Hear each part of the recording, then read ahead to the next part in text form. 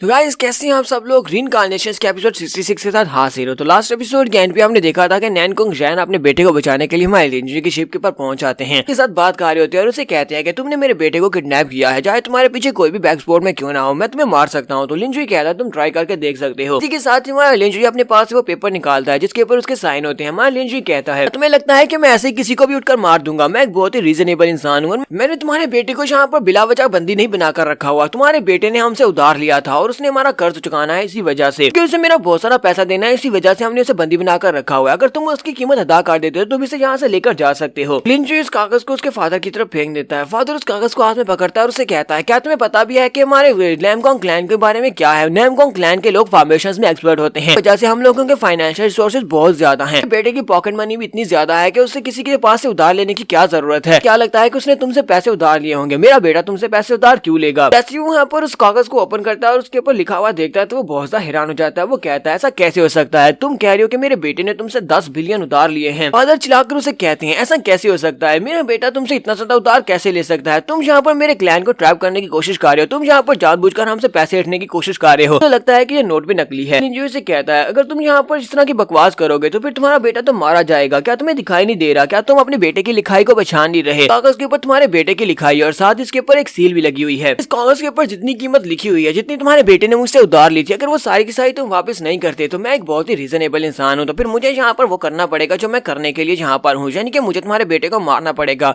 अगर पैसा नहीं मिलेगा तो फिर इसको तो मरना पड़ेगा, पैसे के बदले में इसकी जान जाएगी। फादर चिल्लाकर उसे कहते हैं अच्छा रुको प्लीज, ऐसा मत करना, मेरे बेटे की जान मत लेना। उसे भी समझ आ जाती है कि यहाँ पर इसके ऊपर एक सील लगी हुई है, अगर उसने कॉन्ट्रैक्ट को तोड़ा यानी पैसे नहीं दिए तो मेरा बेटा मारा जाएगा। नैनकोंग जैन उसे कहते हैं 10 बिलियन तो बहुत ज्यादा है, मैं इतनी ज्यादा कहाँ से लेकर आऊंगा। तुम्हारा लिंजी से कहता है अभी थोड़ी देर पहले तुमने कहा था कि तुम्हारा नैनकोंग क्लैन एक फाइनेंशियल क्लैन है, तुम्हारे पास पैसे की कमी नहीं है। लिंजी से कहता है इस वक्त तुम सभी लोगों की रिंग को आपस में मिलाया जाए, तुम सभी लोगों की रिंग्स के अंदर तकरीबन 8 बिलियन के करीब तो होगा ही। यहाँ पर तुम्हारे साथ तुम्हारे जितने लोग हैं उन सभी की रिंग्स को भी अगर यहाँ पर मिलाया जाए तो सभी मिलाकर मुझे लगता है कि कम से कम 10 बिलियन तुम इकट्ठे कर ही सकते हो। मास्टर नैमकोंग जैन उसे कहते हैं लगता है कि ये सब कुछ तुम्हें उस वाइन गार्डिस ने बचाया है, उस बेकमीनी औरत ने तुम्हें ये सब कुछ मेरे बारे में बताया है। साथ ही फादर उसे कहते हैं अगर मैं यहाँ पर तुम्हें ना कर देता हूँ तो मुझे भी इस बात से कोई फर्क नहीं पड़ता, अगर तुम मेरे बेटे को मार भी देते हो तो मेरे पास एक और बेटा आ जाएगा, क्योंकि मेरे बेटों की कमी नहीं होगी, बाहर से कोई बेटा पैदा कर लूंगा। लिंजी से कहता है जिसने मुझे इस बारे में बताया कि तुम्हारे पास फाइनेंशियल रिसोर्सेज ज्यादा है, तुम्हें इस बात से फर्क नहीं पड़ना चाहिए, इस वक्त तुम्हें अपने बेटे के लिए परेशान होना चाहिए, और तुम्हें लगता है कि तुम्हारे पास एक और बेटा आ जाएगा, तो मुझे तो ऐसा बिल्कुल भी नहीं लगता कि तुम एक और बेटा पैदा करने के लायक भी हो। तो मुझे पता है जब तुम 8 डेज़ोलेट जैंग ड्रैगन फॉर्मेशन को प्रैक्टिस कर रहे थे उस वक्त तुमने अपने आप को जख्मी कर लिया था। ये बात सुनते ही वो चिल्लाकर उसे कहता है अच्छा ठीक है बस बहुत हो गया, तुम्हें और ज्यादा बकवास करने की जरूरत नहीं है। पास से रिंग निकालता है, हमारे लिंजी की तरफ फेंक देता है और कहता है इतना तुमने मांगा है इसके अंदर उससे ज्यादा ही होगा, ये लो इसको रख लो, अपने बेटे को छोड़ दो। और साथ ही वो सोच रहा था इस बंदे को कैसे पता चला कि मैं बच्चे पैदा नहीं कर सकता, उस फॉर्मेशन को बनाने के दौरान मैं जख्मी हो गया था। लिंजी उसके पास से वो रिंग्स ले लेता है और रिंग्स को लेने के बाद साथ ही उसके पास से वो अपना नोट भी वापस लेता है और उस नोट को वहीं पर जला देता है। नोट को चलाने के बाद वो उसके बेटे गोंग ली को किक मारता है और उड़ाकर उसकी तरफ फेंक देता है, कहता है ये लो अपने बेटे को लो, जहाँ से दफा हो जाओ। तो वो अपने बेटे को पकड़ता है और उससे कहता है बेटा तुम्हें रोने की जरूरत नहीं है, बस थोड़ी देर और हम लोग यहाँ से जाने वाले हैं। ऐसे ही डीमन किंग एम्परर दोबारा से अपीयर होगा, उसके बाद हम सभी लोगों को यहाँ पर मार डालेंगे, इन सभी में से कोई भी बच नहीं पाएगा। हम लोग उस एम्परर का साथ देख रहे हैं, ज़ूटियान डी एम्परर का हम लोग साथ दे रहे हैं। फादर एंड सन अपनी शिप लेकर वहाँ से निकल जाते हैं। उन सभी के वहाँ चले जाने के बाद जीथर गार्डिस आगे बढ़ती है, लिंजी से कहती है मास्टर वो लोग यहाँ पर किस ज़ूटियान एम्परर की बात कर रहे थे, किस डीमन किंग की बात कर रहे थे। लिंजी से कहता है ये एक बहुत ही फन गाय है, बंदा बहुत ज्यादा इंटरेस्टिंग है और वो यहाँ पर पहुंच चुका है, चलो मैं तुम्हें ज़ूटियान एम्परर दिखाता हूँ, यानी कि डीमन किंग को दिखाता हूँ जो कि फेक डीमन किंग है। सामने पोर्टल ओपन होता है और उस पोर्टल के अंदर से वो डीमन किंग बाहर निकलता है। डीमन किंग जब उनके सामने आता है वो देखकर से काफी ज्यादा हैरान हो जाती है और कहती है क्या ये वो ज़ूटियान एम्परर है, लेकिन ये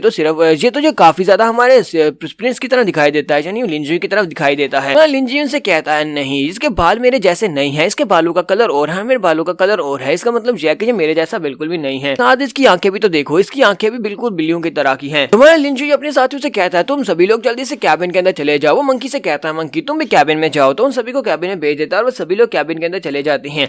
उसके बाद डीमन किंग हमारे लिंजी के सामने आता है, तुम्हारा लिंजी उसके सामने खड़ा होता है, वो दोनों एक दूसरे के सामने खड़े होते हैं। डीमन किंग हमारे लिंजी से कहता है तुम्हें इस बात का डर था कि अगर वो सभी लोग यहाँ पर रुके रहे तो मेरी पावर के प्रेशर की वजह से वो सभी लोग मारे जाएंगे। लिंजी से कहता है मुझे यहाँ पर जिंदा या मरने रहने से कोई भी फर्क नहीं पड़ता, मैं बस चाहता हूँ कि वो सभी लोग मेरी वजह से यहाँ पर ना मरे, क्योंकि अगर वो मरेंगे तो फिर उसके बाद उन सभी के मरने का इल्जाम मेरे पर आने वाला है। इसी के साथ ही वो डीमन किंग वहाँ पर एक जोरदार चीख मारता, अपनी पावर्स को रिलीज करता, अपनी पावर्स के प्रेशर को रिलीज करता ताकि लिंजी के ऊपर दबाव बनाया जा सके। अंदर सभी लड़कियां लिंजिया भी काफी घबरा जाती है और कहती है जी क्या वो बंदा तो बहुत ज्यादा पावरफुल है, उसकी पावर का प्रेशर कितना ज्यादा हमें अंदर भी महसूस हो रहा है। एम्परर जब अपनी पावर्स को रिलीज करता है और उससे कहता है क्या तुमने देखा मेरी पावर्स को? हमारा लिंजी से कहता है हाँ मैंने तुम्हारी पावर्स को देख लिया, तुम पहले के मुकाबले में काफी ज्यादा स्ट्रॉन्ग हो चुके हो, पिछली बार तुम इतने स्ट्रॉन्ग नहीं थे लेकिन फिर भी तुम इतने ज्यादा स्ट्रॉन्ग नहीं हो कि तुम मुझे मार सको। फातिमा लिंजी अंदर से सोच रहा होता है ये बंदा तो बहुत ही फ्राइटनिंग रेट के साथ तेजी के साथ अपनी स्पीड को बढ़ा रहा है, मुझे लगता है कि अब ये बुद्धा एम्परर से भी ज्यादा पावरफुल हो चुका है। डीमन किंग भी हमारे लिंजी से कहता है तुम भी काफी ज्यादा स्ट्रॉन्ग हो। तुम्हारा लिंजी से कहता है मुझे पता है कि मैं ज्यादा पावरफुल हूँ, तुम अभी भी मुझसे फाइट नहीं कर सकते, तुम मुझसे जीत नहीं पाओगे। किंग उसे कहता है ऐसा तो बिल्कुल भी नहीं हो सकता। वो फिर से वहाँ पर एक जोरदार चीख मारता है, इसी चीख के साथ ही वो वहाँ से जाने लगता है और उसे कहता है मैं यहाँ से जा रहा हूँ। लिंजी फिर से उसे कहता है कि तुम यहाँ पर काफी ज्यादा स्ट्रॉन्ग और तुम्हारी ये वाली टेक्निक भी मेरे पर काम नहीं करेगी, इसके साथ भी मेरे पर प्रेशर नहीं पड़ा। और हवा में उड़ते हुए उसे कहता है बहुत ही जल्दी मैं तुम्हारे तक पहुंच जाऊंगा, यानी कि मेरी कल्टीवेशन तुम्हारे तक पहुंच जाएगी जहाँ पर मैं तुम्हें हरा सकता हूँ। इसका मतलब यह है कि मैं बहुत ही जल्दी वापस आऊंगा, फिलहाल मैं कल्टीवेट करने के लिए जा रहा हूँ। फिर से अपने हिमालय मिरर के अंदर गायब हो जाता है, वो वहाँ से चला जाता है। उसके चले जाने के बाद हमारा लिंजी सोच रहा होता है मेरे पास ब्रह्मा फ्रूट और उसके साथ साथ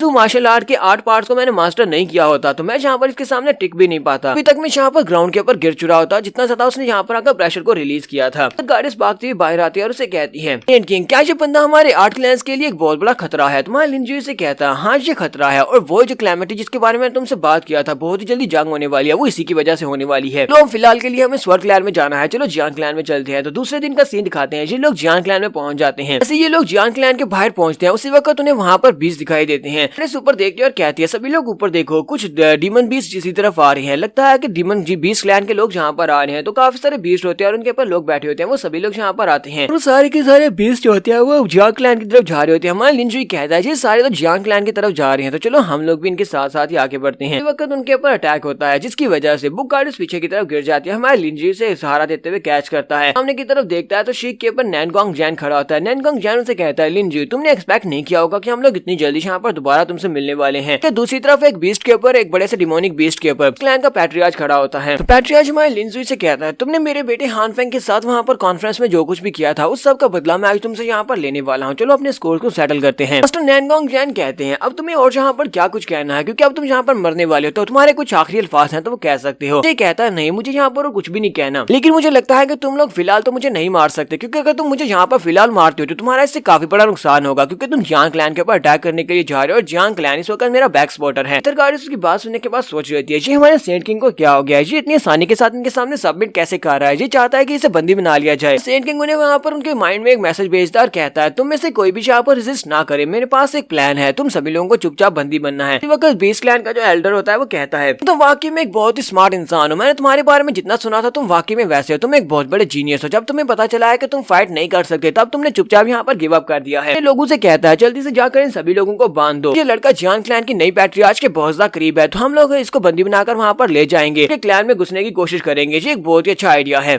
जबकि उसका बेटा हान फेंग उसके पास आता है और उसे कहता है डैड ये बंदा बहुत ज्यादा होशियार है और जो यहाँ पर इतनी आसानी के साथ हमारे साथ चलने को मान कैसे गया, इसने अपने आप को बंदी बना लिया, ये तो यहाँ पर दाल में कुछ काला लग रहा है, मुझे लगता है कि आपको फिर से सोचना चाहिए। तो फादर उसे कहते हैं चुप करो, तुम्हें इस बारे में नहीं पता, क्या तुम्हें पता नहीं है कि इस बंदे के सामने इसने देखा कि दो बहुत ही पावरफुल लोग हैं, साथ साथ यहाँ पर नैनगोंग क्लैन के भी लोग हैं, तकरीबन 600 से भी ज्यादा लोग होंगे और इसे पता होगा कि हम सभी लोगों का मुकाबला नहीं कर सकता, जी कितने ही लोगों से फाइट कर पाएगा। इसी वजह से उसने यहाँ पर हमारे सामने अपने आप को पेश कर दिया, यानी कि हम लोग उसको बंदी बना ले, इसका मतलब उसने गिव अप कर दिया है, वो डर गया है। नैनगोंग जैन आगे बढ़ता है और उसे कहता है इस क्लैन के पैट्रियार्च मैं चाहता हूँ कि हम लोग जब जियान क्लैन के साथ अपने मसले को सेटल कर लेंगे, जियान क्लैन को बर्बाद कर देंगे, बाद तुम इस लड़के को मेरे हवाले करोगे, इसने मेरे बेटे को किडनैप किया था, मेरे पास से काफी सारा पैसा ऐंठ लिया, तो मैं जहाँ पर इसको अपने हाथों से मारना चाहता हूँ। पैट्रियार्च से कहता हाँ क्यों नहीं, पहले हम लोग जियान क्लैन का मसला हल कर लें। उसके बाद जियान क्लैन का सीन दिखाया जाता है। जियान जी अपने रूम में खड़ी होती है और कहती है चैन मुझे ये बताएं क्या सेंट किंग वाकई में यहाँ पर आने वाला है, इंजरी यहाँ पर आएगा या नहीं। तो वो उसे कहते हैं हाँ मैं वहाँ पर गया था, मैंने सारी जगहों पर गया जहाँ पर वो पहले विजिट किया था, लेकिन उन जगहों पर मुझे नहीं मिला। आखिर पर वो बुद्धा टेम्पल के बाहर मुझे मिला था और मैंने उसे कहा था, मैंने तुम्हारा इन्विटेशन उसे दिया था और उसने वादा किया था कि वो यहाँ पर आएगा। इसी वक्त एक और लड़का भागता हुआ अंदर आता है और उनसे कहता है बहुत सारी वारशिप्स जो कि रॉयल बीस्ट क्लैन और साथ में नैनगोंग क्लैन की हैं, वो लोग हमारी तरफ आ रही हैं, लगता है कि अटैक होने वाला है। सिर्फ इतना ही नहीं बल्कि हमने वहाँ पर नैनगोंग क्लैन के शिप के ऊपर मास्टर लिंजुई को भी देखा है, उन्हें रस्सियों में बांध कर रखा गया, उन्हें बंदी बनाया गया है। ये बात सुनते जियान जी बहुत ज्यादा हैरान होती है और कहती है ऐसा कैसे हो सकता है, चलो जल्दी से वहाँ पर चलते जाते हैं। जियांची भी अपने लोगों के साथ वहाँ पर बाहर पहुंच जाती है, जबकि ऊपर नैनकोंग जैन और उसके साथ साथ पैट्रियार्च होते हैं 20 क्लैन के, और साथ में लिंजुई को उन्होंने रस्सी में बांधा होता है। वो लोग जियांची से कहते हैं आज तुम यहाँ की नई पैट्रियार्च बनने वाली हो, गद्दी के ऊपर बैठने के लिए हम लोग तुम्हें कंग्रेचुलेट करने के लिए आए हैं, तुम्हारे साथ एक तोहफा भी लेकर आए हैं। जियांची अपनी तलवार निकाल लेती है और उन लोगों से कहती है मेरे प्रिंस को जाने दो, यानी हमारे लिंजुई को जाने दो। कल जियान चैन कहते हैं मुझे तो नहीं लगता कि ये किसी भी एंगल से यहाँ पर कोई हमें कंग्रेचुलेट करने के लिए आए हैं, इन्होंने लिंजुई को बंदी बना रखा है, मुझे लगता है कि ये हमारे साथ जंग चाहते हैं। लगता है कि यहाँ पर इन दोनों क्लैंस के कुल मिलाकर तकरीबन 600 लोग तो होंगे, इनसे फाइट करना काफी मुश्किल होगा। जियांची कहती है जल्दी से जाओ, जाकर हमारे 3000 डिसाइपल से कहो कि सभी लोग मिलकर यहाँ पर 4 सेक्रेट स्वॉर्ड फॉर्मेशन को एक्टिवेट करें। साथ ही वो जंप करते हुए आगे बढ़ती है और कहती है मैं मास्टर लिन को बचाने के लिए जा रही हूँ, और वो ऊपर की तरफ चली जाती है। यहाँ पर हम लोग अपनी एपिसोड 66 का एंड करेंगे, और एपिसोड की एक्सप्लेनेशन अच्छी लगी तो कमेंट करके जरूर बताइएगा। चैनल को सब्सक्राइब कर दे, वीडियो को लाइक और शेयर कर दे। शुक्रिया।